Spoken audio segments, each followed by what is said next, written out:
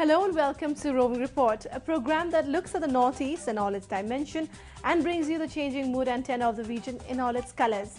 I'm your host Limpim Vishum, and the highlights of today's program are: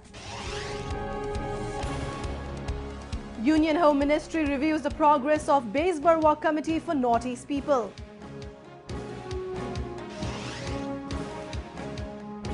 An exclusive interview with Union Minister of State for Home Affairs Kiren Rijiju. A secured boundary will provide a strong nation. IED blast in Manipur kills 2 migrant workers, injures over a dozen.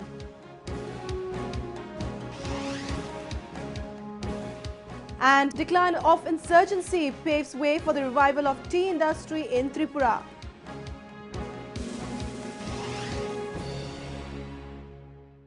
The Union Minister of State for Home Affairs, Kiren Rijiju, has reviewed the progress made by the Base Barwa Committee, formed to look into the concerns of the Northeast people in cities across the country.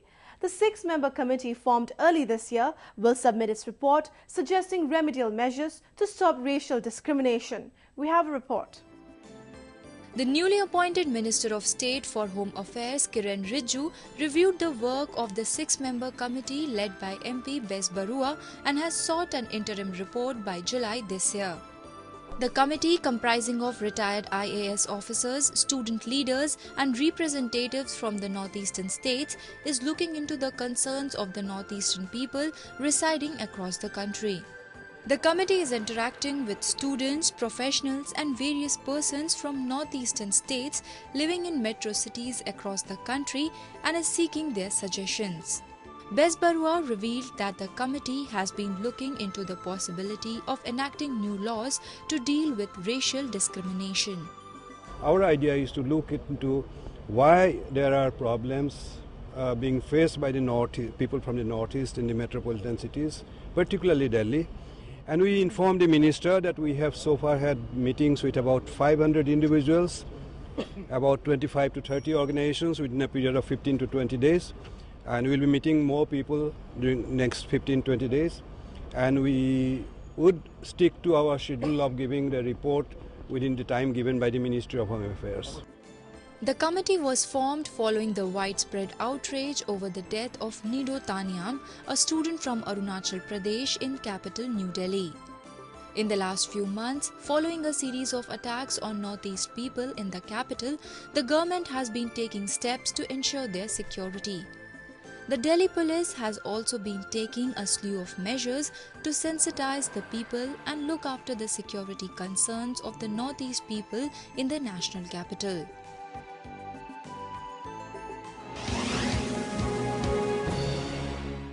We now meet the Union Minister of State for Home Affairs, Kiren Rijiju, who extensively spoke to us on issues related to security scenario in the Northeast and the Ministry's plan of action for development in the region. The Minister hails from Arunachal Pradesh. The initial ideas which I'm having is that to secure maximum guarantee of peace in the mind of the people of Northeast, within the Northeastern region as well as outside Northeastern region. And since our department, our ministry is looking after the entire country with regards to security, so the security of the nation is the mandate of our ministry. So together with the national problem, I will also take care of special focus on the safety for the people of Northeastern region, particularly those who are staying outside the region also. Within the Northeast, the situation is very complex because of the unique situation we are facing there, the ethnic problems, various insurgency groups, various factions which are very old, and there has been never very sincere efforts, at least seem to be acted upon from the Government of India's side. These are the issues being raised by various people, various forums and NGOs within the Northeastern region and outside, that a sincere effort has never been from the side of government of India. So I would like to generate a kind of confidence in the mind of the people that at least as long as I am here in the Ministry of Home Affairs, everything, whatever we do, will be done with full sincerity, with full honesty, and effectively. We are very open to negotiation. Those factions with whom the peace talks are ongoing, as well as some form of channel has been opened up with them, it will be continued. There's no reason of immediately reviewing those talks, but what we have to see is the talk progressing positively, or it's just for the sake of talk, the talks are going on. If the previous government's decision are going on track, then we will not destabilize, we will not deviate from the course. We would like to maintain the same course. But if we feel that wherever it is required to open up new channels, we are open to talks. At the same time, we should not be seen to be very relaxed or very soft, because the national security of India is the topmost priority. Any faction, any group who are there to destabilize the democratic structure of the country, then it is not acceptable. And any kind of talk must be within the framework of the Constitution of India. But we are very open, because with rigidity it is difficult to get the results. So we will have very open mind when we deal with any dissatisfied or any insurgent groups within the Northeast or anywhere in the country. There has been established policy that the surrender militants are engaged in the mainstream. And my minister, Rajnath Singh ji, has already spelled out that we should open our arms. And those who are surrendering must be engaged through providing them employment or engaging them in some constructive works, or put them in the mainstream, whatever is suitable for them. But we don't want to keep them unemployed, thereby generating more dissatisfaction in the society. So it's basically getting everybody on board together, and then get maximum people involved in the process, so that we reduce the problem we are facing. We have decided to strengthen our forces, especially in Indo-China border area. That is one area where it is lacking, both in terms of manpower and with regards to infrastructure development. We will definitely enhance in a large scale the development of the areas, particularly along Indo-China border, as well as Indo-Myanmar, Indo-Bangladesh, Indo-Pakistan also. But the maximum weakness is in the Indo-China border, and we are looking forward to improve our relation with China. We must, as a neighbor, and we are very positive about that. But at the same time, we must secure our boundary. A secured boundary will provide a strong nation.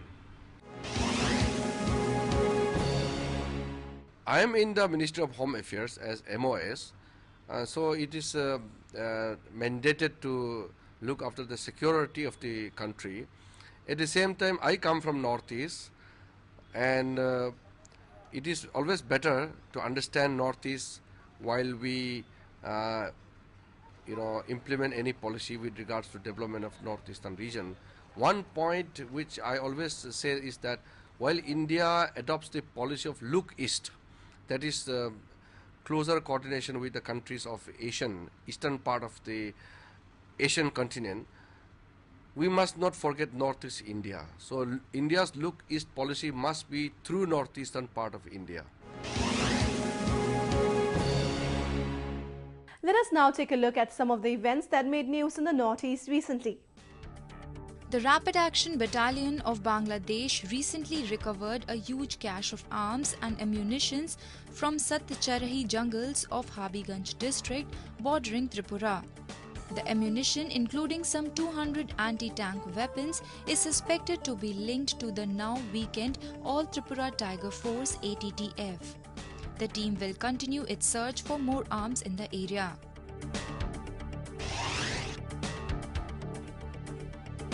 A two-day-long Northeast Education and Admission Fair was recently organized in Guwahati to provide a platform to students looking for enrollment into various courses across the country.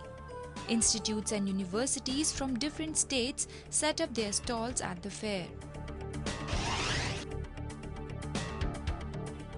The third Shillong Creative Arts, Literature and Music Festival held at the State Central Library brought together the best of the state's creative talent.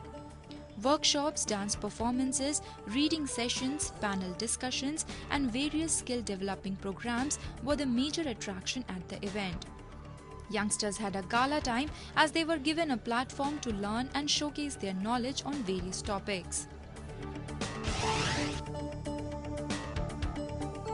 In order to create awareness among the common people about the steps to be taken during any disaster, a mega awareness program was recently organized in Agartala.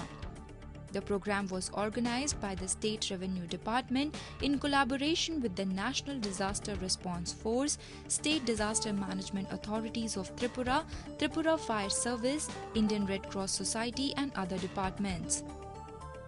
Several tableaus and vehicles equipped with the latest equipments used during the disaster were demonstrated in the procession that went through the streets of Agartala. A 35-year-old woman was shot dead at Goira Rongat in South Garo Hills by suspected cadres of Garo National Liberation Army after she resisted an alleged attempt of molestation. The woman was at home with her family when 4 to 5 armed militants entered their house and dragged the woman out. According to the police, the family had been branded as police informer by the militants.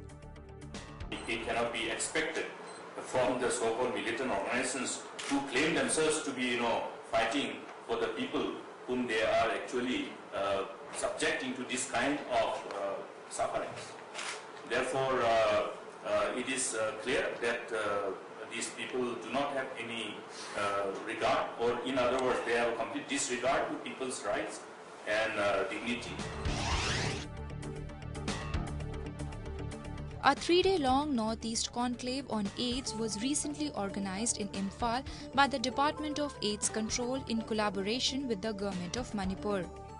As a part of the event, several brainstorming sessions were held with the officials of the Department of AIDS Control, Ministry of Health and Family Welfare, United Nations AIDS and government officials from the 8 northeastern states to find appropriate solutions to tackle the problem of HIV/AIDS and draw an action plan for the next 2 years.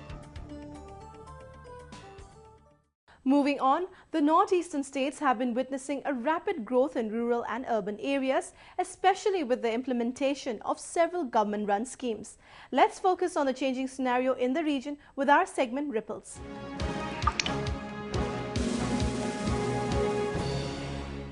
With the decline of insurgency, Tripura has been reaping the peace dividend. The tea industry in the state, which was once going through a major crisis, is now witnessing a revival. People are now able to work in the tea gardens without any threat. A report. Manu Valley Tea Estate in North Tripura is witnessing a boom. A few years ago, it was one among the many tea gardens in Tripura which were on the verge of closing down due to rampant incidents of kidnapping and extortion by militant outfits.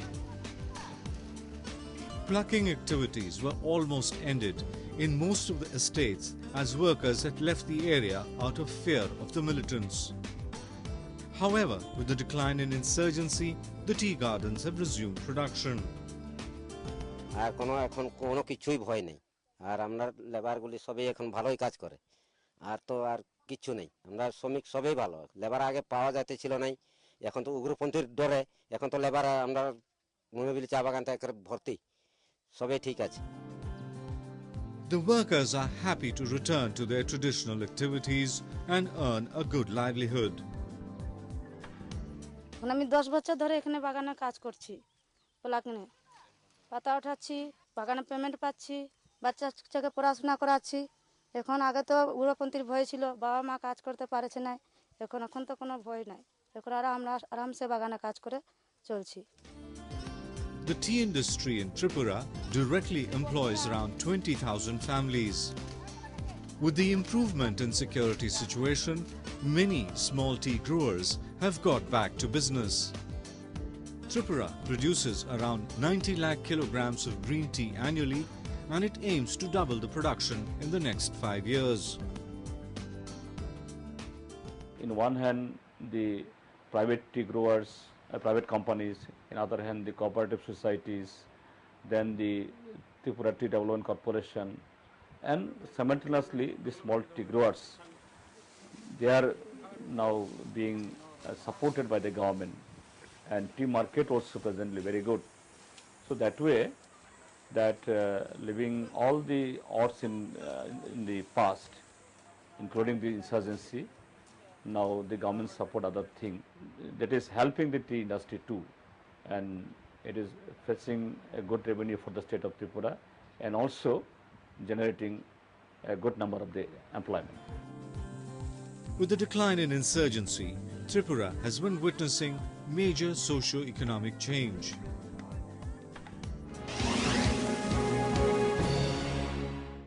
Militant outfits in the northeast continue to target civilians. Recently, they triggered an IED blast at a crowded marketplace in Singjame, Chingamakong, killing 2 migrant workers and injuring over a dozen other people. We have a report. On May 29 evening, a powerful IED went off at the Singjame, Chingamakong market in Imphal West district. The incident took place when the market was crowded. 2 migrant workers from Bihar were killed and over a dozen other people were injured. The security forces rushed to the blast site and immediately took the injured to different hospitals. Chief Minister O. Ibobi Singh, who visited the injured victims at the hospital, called it an unfortunate incident. yamna laibak thiba unfortunate incident haiba tare masi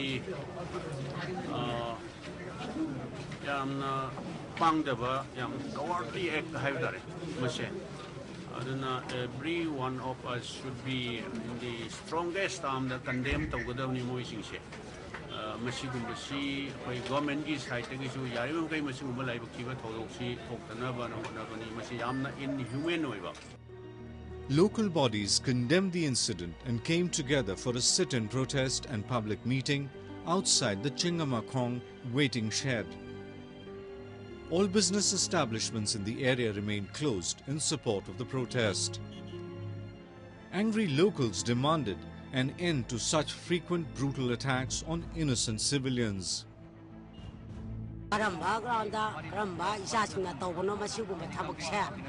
Masi ako'y mayam punba kathela base leitala gi tambam ni masigumba mi sokpa siba naba thoiba punamang se masi ako'y pamjade tawbiganu koi yam shanti oina leiba pami yam nuksi chanana leibinaba pami ko pakhai gere na akoi angang sing su sum chingang khongda akoi yum nak panina ijanu pa masu thokibaduda ma kai lege ne aina thiba tholak pane mase praja moina akoi yam nungaite maramdi mirakta ni yamna tinba mafamda bom phumbi masi tawbino. Various militant outfits active in the region are regularly involved in acts of violence, thereby creating an atmosphere of insecurity among the people.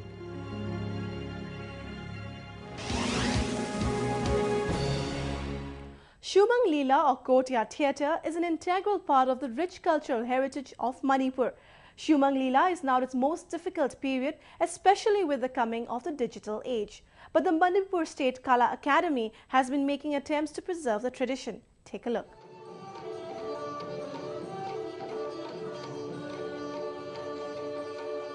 keeping alive the wonderful art form of Shumang Leela or courtyard theatre.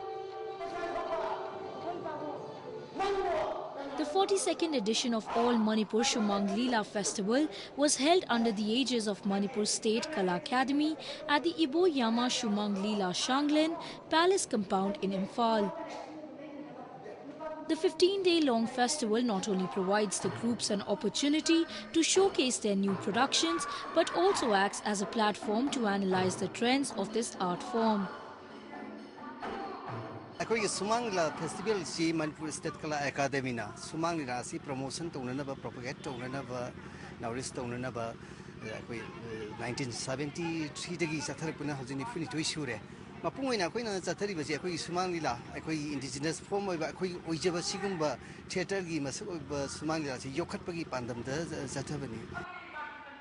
Even after the introduction of regular theatre, the Shumang Leela tradition continued gaining its ground and the number of organised parties is increasing day by day.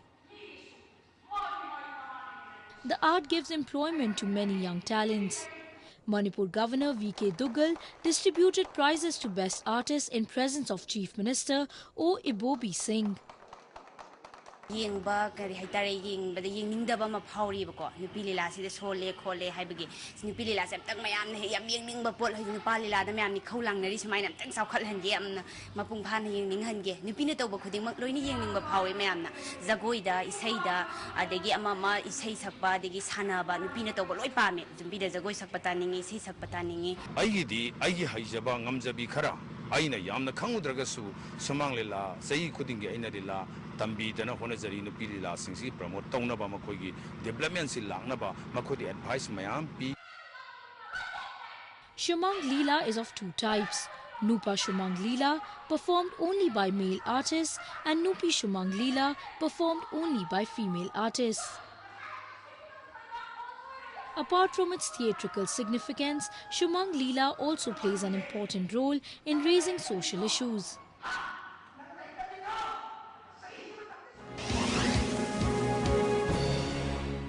With that, we have come to the end of this episode of Roving Report. I'm your host Lumpim, signing off.